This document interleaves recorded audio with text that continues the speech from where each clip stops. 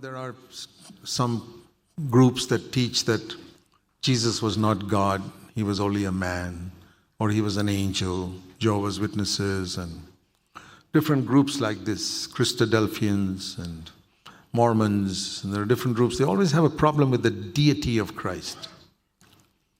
But do you know if that Jesus Christ was not God? Think of it. Supposing he was the highest of created beings, let's say. Created being means not the creator. And I have sinned. And Almighty God makes someone he has created kill him for my sin. Tell me, even a human judge will not allow it. That's completely against all principles of justice. Supposing I sin and my father or mother come and say, no, I will die in place of my son. Which judge in the world will allow that person to be hanged in place of me? Cannot be. And you're trying to say God is unjust to kill some holy angel for me? That cannot be. Number one reason. Number two, even if God permits one holy angel to die for me, he can only die for one person. He can't die for billions and billions of people who have sinned. No. Okay, you allow one person to die for one, then billions of angels have come to die for all the billions who have committed sin. So second reason why it cannot be a created being. Third, dying on the cross is not the price for my sin. Physical death is not the punishment for sin. Because if physical death is the punishment for sin, when I die, I have paid the price. Everybody who dies should go to heaven because they died. So if Jesus only physically died, I say, you don't have to die for me, Jesus. I'll die myself. What is the punishment for your sin? Hell. And if Jesus did not suffer hell on the cross, he has not paid the price for my sin. But he did suffer hell. Do you know what hell is? Hell is to be forsaken by God.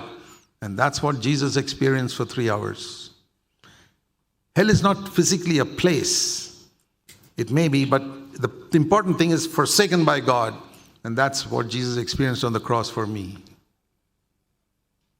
That's what he struggled with in Gethsemane. Father, take this cup away from me.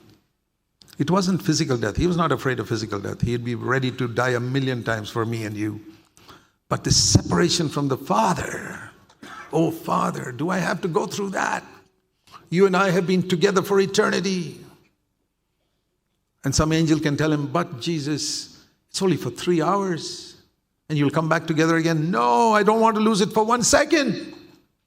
See, we don't have that type of attitude to losing fellowship with God. We just tell a lie or get angry with somebody and lose fellowship with God. You fight with your wife and you don't talk to her for 1 hour. You don't have fellowship with God for 1 hour. It doesn't bother you.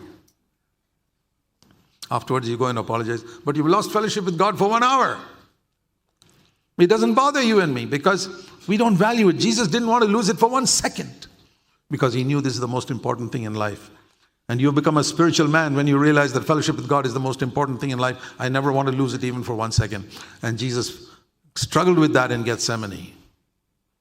And I can imagine the Father saying to him, okay, Jesus, you don't have to go to the cross. You have lived a perfect life. Come from Gethsemane straight up to heaven. But Zac Poonen will go to hell. Jesus, Zac Poonen will go to hell. Okay, Father, I'll go to the cross. The day the Lord opened my eyes to see that, I wept and wept and wept and wept. I said, Lord, now I know. I see your love for me in Gethsemane. When I was a child, I saw it on Calvary that you died for me, the whip and the beating and the crown. Now I see in Gethsemane the mature understanding of what the cross was for Jesus. He suffered hell that I might never go there. And you know what it brought in my heart? A tremendous hatred for sin. I said, Lord, I cannot sin again because I know what it did for you. Not just the physical agony of beating and all that, but you went to hell because of my dirty thoughts, because of my anger, because of my unforgiving spirit. I'll never want to do those things again because that's what crucified you. It's I who drove that nails into your hand. That's what he suffered. So he did face hell. So if he faced hell, the next question is, fourth, is 3 hours in hell enough? Because only 3 hours he was forsaken. At the end of 3 hours, he was again, fellowship was restored. He said, Father. At the beginning of the 3 hours, he never called him Father. You know why he called him my God, my God, my God? He never, in his eternity, he never called him as God. All his life on earth, he never called him God. He always said, my Father, my Father. But when he stood there hanging with my sin, he was standing as a criminal before the judge of the universe. And he could not call him Father. Because Zac Poonen's sin and sins were on him. He said, my God, my God. I don't know why you've forsaken me. Because, you know, when a man goes to hell, he can't think. I mean, I can say it's for my sin, God, but he's in hell now. He can't even understand.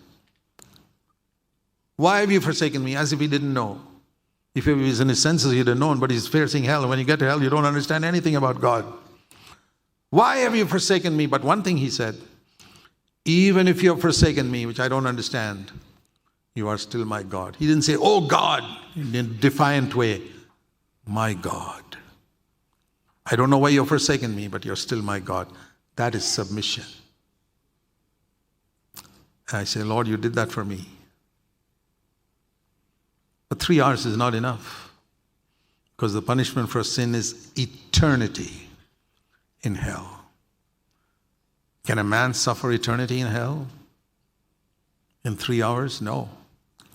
But an infinite being can suffer the pains of eternity even in 1 second.